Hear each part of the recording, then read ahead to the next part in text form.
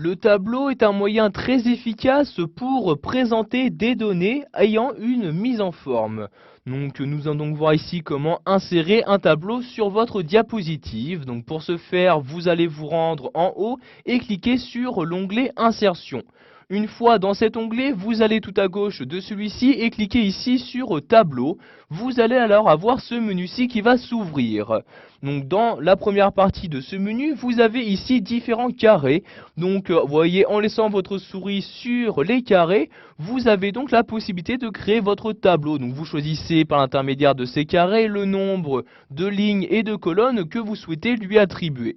Donc par exemple ici, je vais créer un tableau comportant donc ici par exemple 7 lignes et donc par exemple 3 colonnes comme ceci. Donc par exemple ici 7 lignes et 3 colonnes. Je clique donc sur le carré correspondant et vous avez bien donc le tableau qui s'insère sur votre diapositive.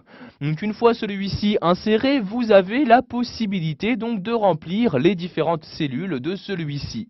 Donc par exemple, je remplis celle-ci, je clique donc à l'intérieur pour y placer mon curseur et maintenant donc j'insère la donnée que je souhaite. Donc par exemple ici, je vais mettre comme ceci lundi, ensuite je clique sur la seconde cellule et j'insère une autre donnée, donc par exemple ici mardi comme ceci. Donc je vais maintenant remplir ces autres cellules, je clique donc ici et je vais par exemple mettre ici donc des horaires d'ouverture. En effet, dans un tableau, vous pouvez insérer tout type de caractères, que ce soit des lettres, des chiffres, etc.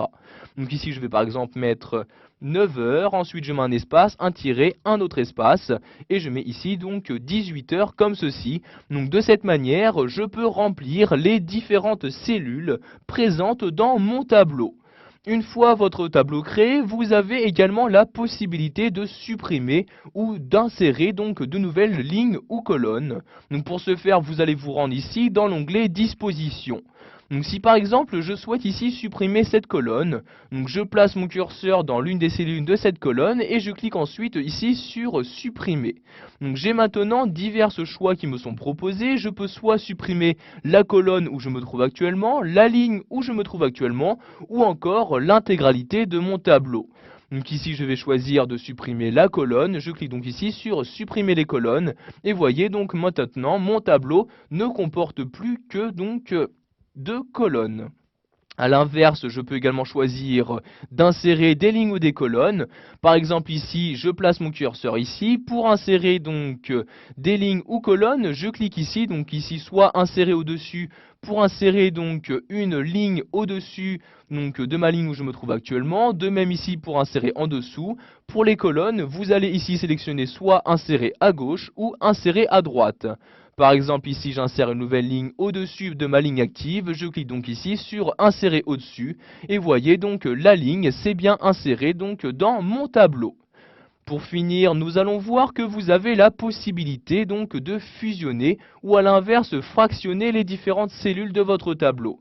Par exemple ici, je souhaite fusionner ces deux cellules, je sélectionne donc les deux cellules en question, je clique ensuite sur fusionner, vous voyez le bouton apparaît donc dans l'onglet disposition, je clique ici sur fusionner, maintenant ces deux cellules ne font plus qu'une, je peux donc saisir la donnée à l'intérieur et donc cette donnée prendra la place entière donc de la grande cellule.